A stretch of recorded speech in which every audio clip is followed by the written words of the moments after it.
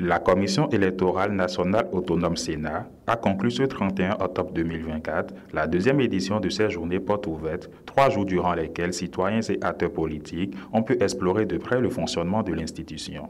Axé sur la transparence et l'inclusivité, cet événement a mis en lumière les défis électoraux à venir, notamment en vue des élections de 2026. Au programme, 7 stands thématiques ont permis aux visiteurs de comprendre les rouages du processus électoral, de la logistique à la gestion des contentieux.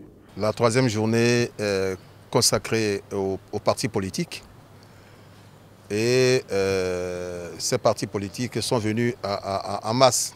Et il y a également une école qui s'occupe de la formation des leaders de ces partis politiques-là, qui est l'IGD.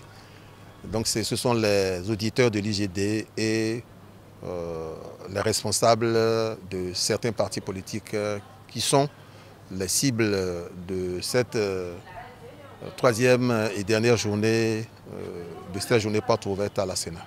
La troisième journée, dédiée aux partis politiques et aux auditeurs de l'Institut pour la gouvernance démocratique IGD, a offert un cadre de dialogue pour démystifier le rôle de la Sénat et déconstruire certaines idées reçues. Des suggestions ont été formulées pour renforcer la sensibilisation, élargir le recrutement des agents électoraux et améliorer l'accessibilité pour les personnes handicapées. Il faut féliciter la Sénat pour ses portes ouvertes. Cela participe au processus de transparence, ce qui est la vitalité même de la démocratie. Donc mes toutes premières impressions sont très bonnes parce qu'au travers de ces portes ouvertes, nous apprenons beaucoup sur l'institution, sur ce que la Sénat fait, sur les différents processus et tout ce qui est mis en place dans l'organisation des élections dans notre pays. Nous sommes très satisfaits et nous remarquons, nous avons su qu'il y a beaucoup d'innovations. C'est le moment même de féliciter l'IGD pour son accompagnement, à mettre en place beaucoup de choses qui facilitent le travail à la Sénat.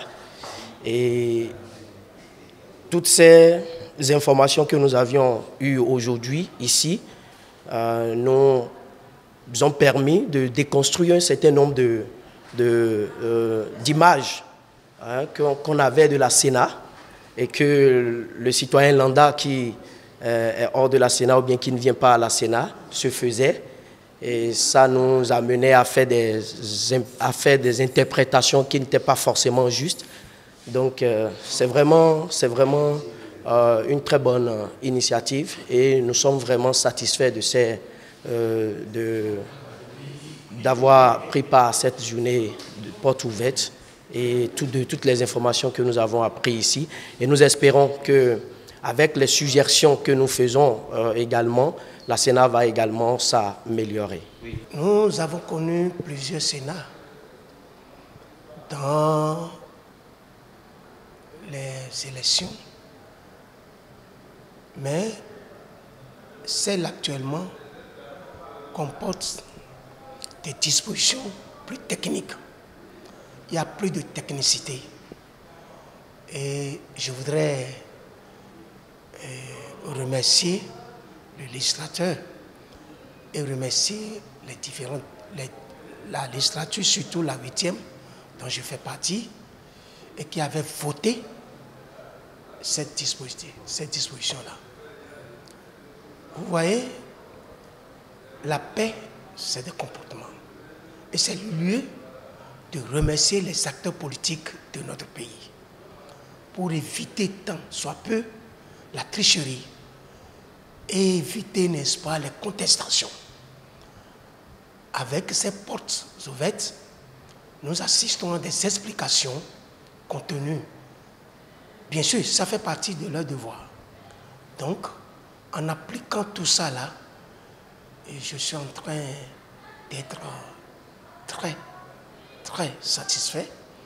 Et c'est un sentiment d'allégresse, de responsabilité qui m'anime en ce moment. Cette édition des Journées portes ouvertes s'est ainsi imposée comme un moment clé dans la construction d'une démocratie plus participative, consolidant la confiance du public dans le processus électoral béninois.